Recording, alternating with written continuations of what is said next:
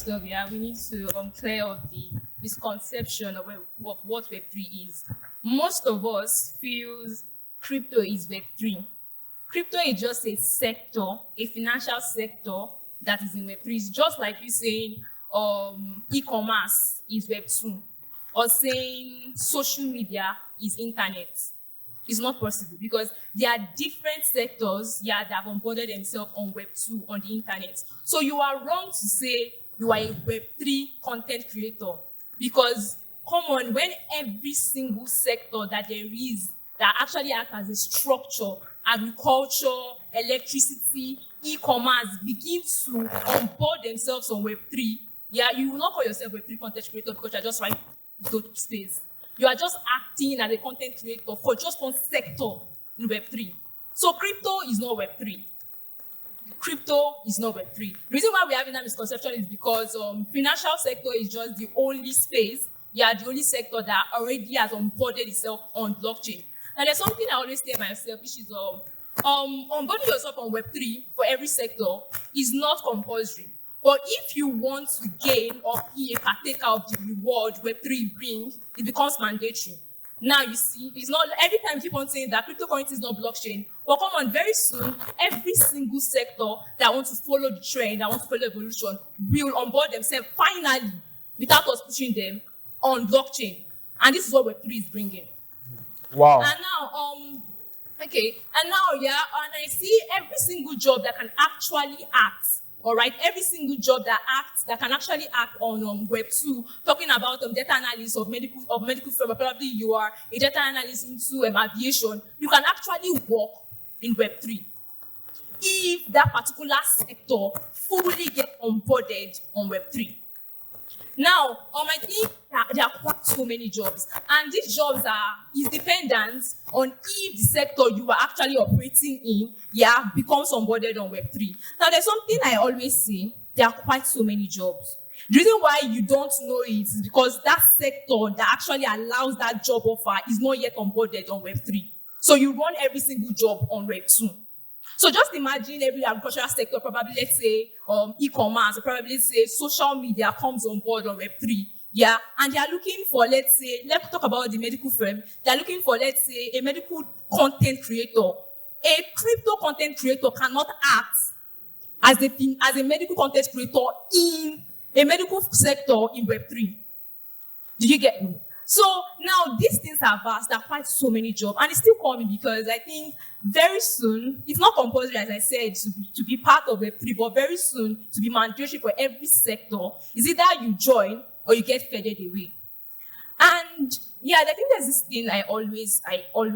Okay, just hit the nail on the head. So what are the opportunities? Okay. There are much. There are so much. Content creators, graphic designers, technical writers. And I feel the content, I'm a content creator. So I feel very soon, when every sector begins to onboard themselves on Web3, we begin to find a very hefty need for technical writers, people that has to write about the workings, of Web3. Really one of the reasons that I'm in the Web3 space. So I think that Web3 in general is changing the way we work, and the biggest impact on that have had the DAOs pretty much. So as you already mentioned, the DAOs as decentralized autonomous organizations are pretty much allowing you to do a completely different work than you were able in the past. So if you look at the DAOs, the first thing that is changing is that you can work from anywhere.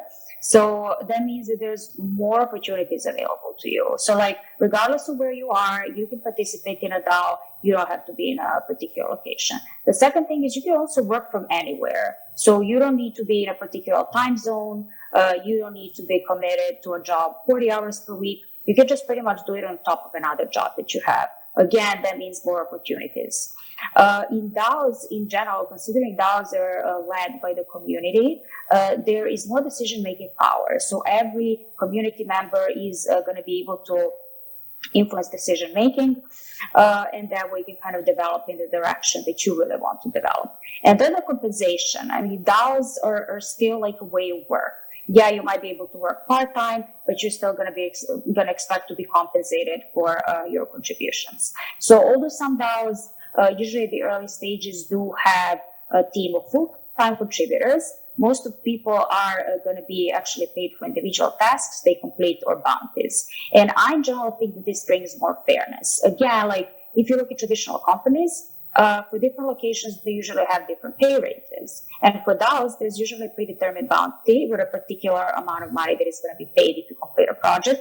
Regardless of where you are or who you are, you're still going to be paid the same. And of course, in DAOs, usually people are compensated in the native tokens or stable coins. So those are just some things that I think are really important to know. DAOs are just opening up opportunities. And that's why essentially now it's a really good time to join one of the DAOs. So also when deciding on where to start, really, it's really important to do some research and decide which DAO is aligned to your interests. So there seems to be a DAO, I think, for anything these days.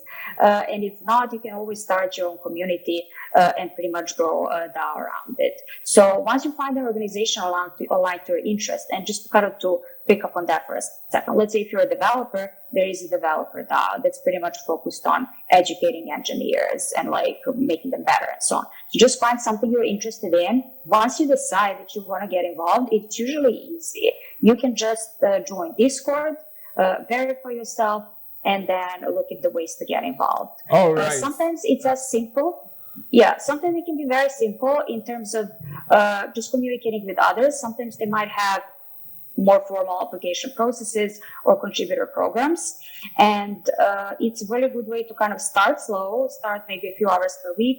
And then I think that if you start contributing, build your network, build contacts, you're probably going to get invited to work on more stuff. So it's a really good way to develop your career. Yeah, so Najdana made a great point about the DAOs and getting involved as a start. And I suppose one thing that I would add, and if there's one thing to take away from what I'm going to say, is this one line: your network is your net worth. And I repeat that, your network is your net worth. And I guess really shine apart in the Discord channels, build your communities on LinkedIn, participate in other people's posts, link in with people that you feel that will be very influential and helpful to you. And I think the great thing about Web3 is regardless of where you're from, regardless of what your skill set is, everyone is willing to help. And I suppose before you embark upon this space, Web3 is going to revolutionize everything. So really find out what motivates you as an individual and and understand as well what you bring to the table, and apply that to a Web3 context. So again, yes, participate in the DAOs, find projects that you're passionate about. But I suppose regardless of your skill set, it's very difficult for anyone really getting involved, whether you have no experience or whether you're a high level executive. It can be a bit complacent and difficult to get involved, and the major corporations are the same way. Everyone wants to get involved. But I would say build your network. Your network is your net worth. I can't emphasize that enough. And I guess when a lot of these projects can be very myopic in terms of looking for people, and I suppose with respect to that, I suppose they don't fully appreciate how Web 2 skills can be directly applicable to a Web 3 setting. So what I would say is look for the smaller projects, look for projects that maybe have Series A projects, for example, that have a couple of million in funding, that are just starting out in their journey, that are backed by big VCs, and effectively reach out to the founders directly on LinkedIn or in their communities, and make them show why you're passionate. Let's understand two things. The Middle East region where I'm from and Africa has a number of commonalities. One main commonality in this space is the fact that we have an acute talent shortage. Unemployment in the Middle East is twice the global average, and a recent survey showed that we have, out of the entire workforce, only 1.7% of the workforce are considered digital talent. Now, if you look at the paradox in the UAE and Saudi Arabia, 6 out of 10 jobs are digital-focused jobs. So you see the paradox there. Now, in Africa, it's no different. Across Africa, Google did a survey and found that across Africa, you have 700,000 developers. To put that in context, the state of California alone has 630,000 developers. So as you can see, we have a number of common besides food and music, we actually have a number of common things. One, availability of digital talent. And number two is we have an extremely young population compared globally. Now, the opportunities. Since it's Friday and we're speaking Web3 Delight Lagos, let's talk on a positive side and let's look at the opportunities. Globally, the Web3 space is one of the fastest growing space in the world. Here in the Gulf region, we've seen an increased movement or drive by government and companies to launch frameworks, fintech sandboxes, incubators, and so forth. In the UAE, coincidentally, 2 weeks ago, Dubai government announced a metaverse strategy, which is quite ambitious. And part of the strategy, the goal is to create 45,000 jobs in and around the metaverse space. Now, the question that is on everyone's mind, what can you do to tap into these opportunities? So the way I see it, there are two routes that you can take. One, the route of self-employment. The other is if you're looking for a job. In terms of self-employment, there are two opportunities. Web3 companies, a lot of the companies in the Web3 space are interested in hiring people who can work remotely, who can be freelancers. So one thing to consider is not to be strict about looking for a full-time traditional desk job in the Web3 space. The other thing is startups have a lot of appetite to recruit. And it's a great opportunity for you if you want to enter the space, gain some critical skills and experience. And as the gentleman and the people in the previous session talked about, Alexandra also mentioned, there is huge and growing appetite by VCs and investment funds to invest in startup companies. So there's a good chance that not only you gain experience, but you grow with these companies. Now, what if you're looking for a job? If you're looking for a job, there are two opportunities. One opportunity in this sector is the pay scale.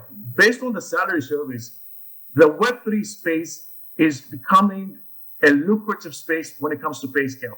The recent survey talks about the pay scale can be anything from $75,000 a year to $230,000 a year for roles like full stack developers, lead developers, smart contract developers, and so forth.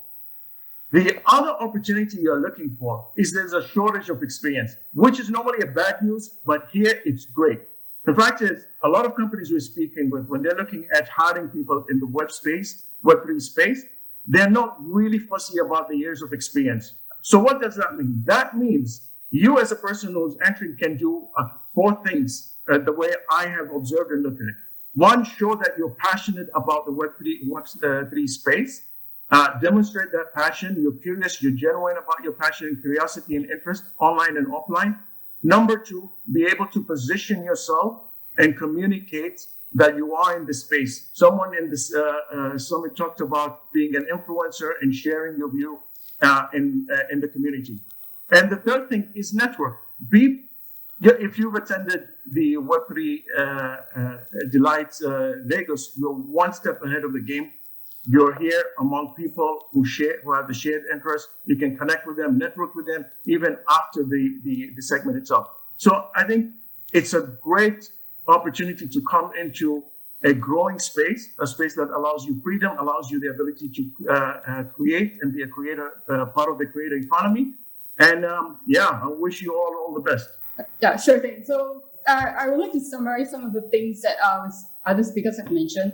So Web3, it's really global. People can really work remotely, regardless of where you are and where you're from. That's awesome. We get to meet people from across the world, diverse backgrounds, but this also means you really need to improve your personal brand and, like what everyone has mentioned, to grow and increase your network and exposure by sharing more about what you do.